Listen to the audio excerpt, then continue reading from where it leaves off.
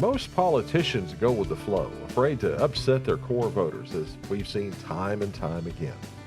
Every now and then, though, comes one who advocates for what's right as opposed to advocating for whichever way the wind is blowing at the moment.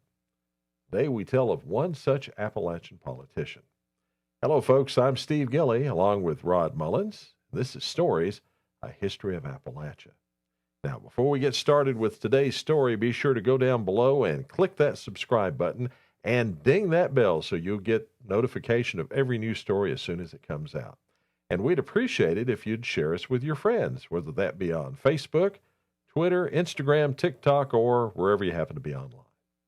Well, Steve, I know we're going to be talking about something that has to do with politics today because, as you said, politicians that go with the flow. But as I stick with the old saying, if you took all these politicians and you poured them into a Coke, shook up the Coke, and then poured it back out, they'd all be the same. They'd just have maybe different hairstyles or, different looks or whatever. But a politician is a politician. Well, once in a blue moon, you find a good one. But yeah, you're generally right about the rest of them, to be honest with you. Well, this one has a very famous last name. The name Clay, which is historically synonymous with the state of Kentucky. Henry Clay, senator and presidential candidate, is the most well-known member of the family. But it's not Henry that we're talking about today. Cassius Marcellus Clay was born on October 19, 1810, to Revolutionary War veteran, pioneer settler of Kentucky, and wealthy plantation owner and slaveholder Green Clay and his wife Sally. Cassius had 6 brothers and sisters and dozens of other relatives, among them the aforementioned Henry Clay, and many of those Clay relatives became Kentucky politicians, including Cassius. Well, Clay himself attended Transylvania University. Now, folks, let me clarify that. That's in Kentucky. That's not over in the country of Transylvania, but Transylvania University, and then Yale, graduating from there in 1832. It was while he was at Yale that Cassius Clay's life changed forever. Clay attended a lecture by William Lloyd Garrison, one of the foremost abolitionists in the country. That lecture touched Cassius, and he decided to join the anti-slavery movement. His views on abolition were pretty conservative, advocating for gradual change instead of sudden freedom for those who were enslaved, as Garrison did. After his graduation, Cassius Clay married Mary Jane Warfield of Lexington, Kentucky. The couple eventually had 10 children. Now, Clay returned to establish his life as a planter himself, as well as making a name for himself as an anti-slavery crusader. He also, like his relatives, became a Kentucky politician, gaining election to the Kentucky House of Representatives for 3 terms in 1834. Unfortunately for Clay, the voters were not as keen on abolition as he was, and he lost support from them as the years passed by. He lost the election in 1840. In 1843, he was running for election again. As he was engaged in a political debate with his opponent before a crowd, a man named Sam Brown, hired to assassinate him by pro-slavery men, approached him and pulled out a pistol. Clay saw him and took out a bowie knife whose handle was plated in silver. Nice. As he moved that knife toward his chest defensively, Brown fired his gun, striking the knife's handle and becoming embedded there, leaving Clay with nothing more than a bruise to his chest as opposed to a bullet in his heart. And with that rod, Clay threw himself on Brown and cut off his nose, gouged out his eye, and sliced off a piece of his ear to boot, then tossed him over an embankment. Impressive, right? I'll say. Cut his nose off, gouged out his eye, and sliced off a piece of his ear just for good measure. Yeah, and then throwing him over the embankment. I'm done here. Let's go on. Well, the thing is, though, Steve, he still lost, though. In 1845, Clay decided to publish his own newspaper advocating for the abolition of slavery, The True American, based in Lexington, Kentucky. Now, weeks after the paper's first edition had come out, Clay began to receive death threats. In response, he began to carry a gun with him at all times. He also armored the door to the newspaper office and kept it barricaded at all times. He even went so far as to purchase and place 2 4-pound cannons inside of his building. None of that Wow. helped.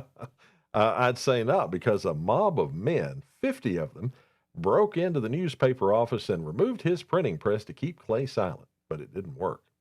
He set up a new press across the Ohio River in Cincinnati, but continued to run the paper from his office in Lexington. In 1846, Clay took a break from the abolitionist cause to volunteer in the Mexican War as a captain with the 1st Kentucky Cavalry. Well, Rada might have misspoke. Cassius Clay did indeed serve in the Mexican War, but he didn't really take a break from his advocacy of abolition. He did, in fact, advocate strongly against the annexation of Texas and the expansion of slavery into the new territory.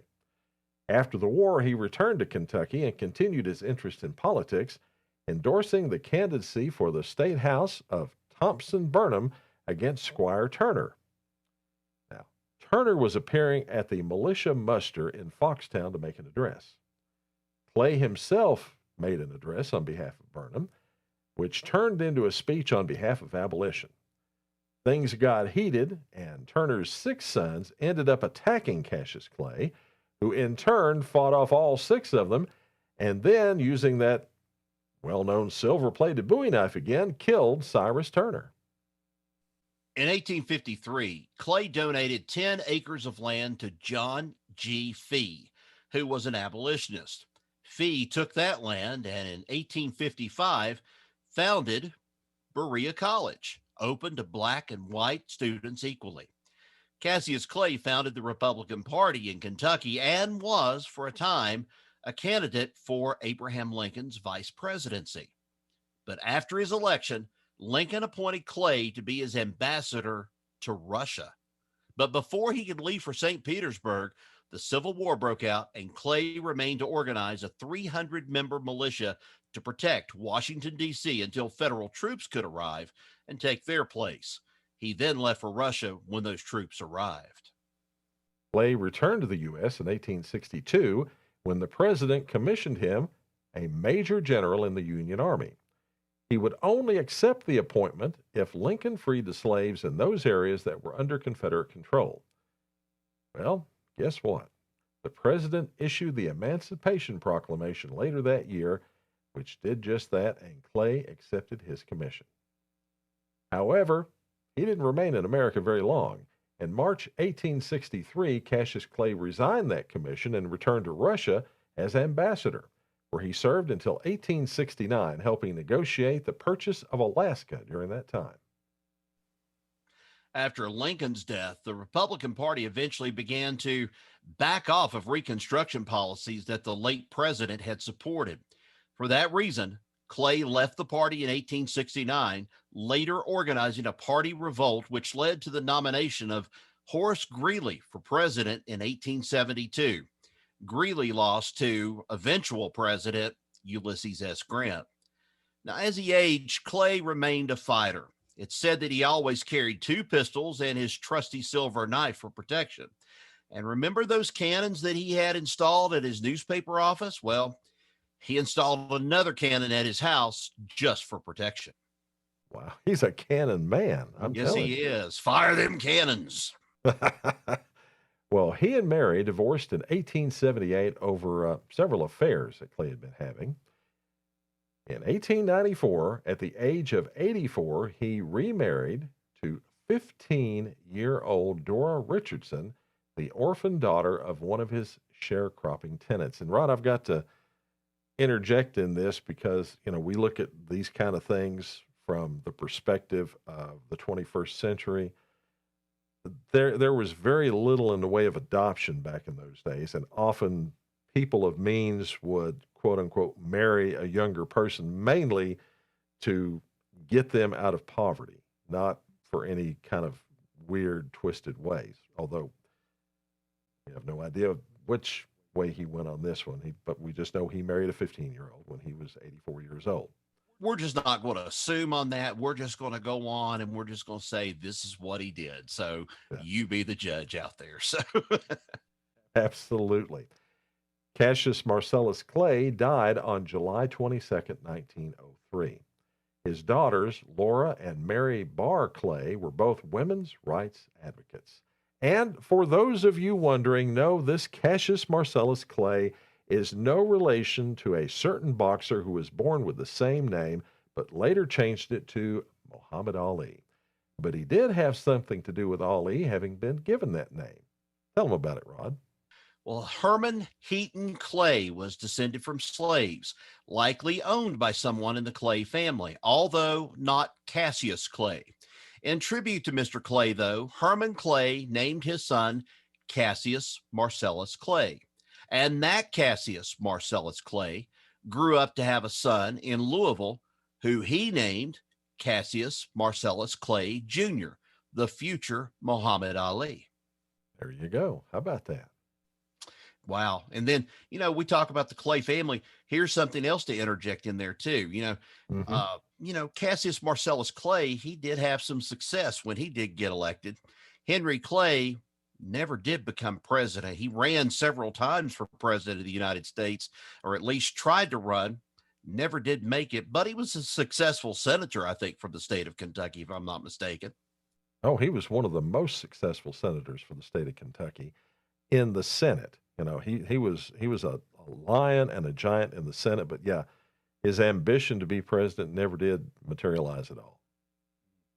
And folks, that's the story of Kentucky plantation owner, politician, soldier, minister to Russia, and above all, abolitionist, Cassius Marcellus Clay. Another bit of the history of Appalachia. Thanks for listening. Now, you can subscribe to the audio version of the podcast in many ways at Apple Podcasts, Stitcher, Spotify, Google Podcasts, Audible, Radio Public, TuneIn, iHeartRadio, and a whole bunch of other apps. Until next we meet, so long, everybody. So long.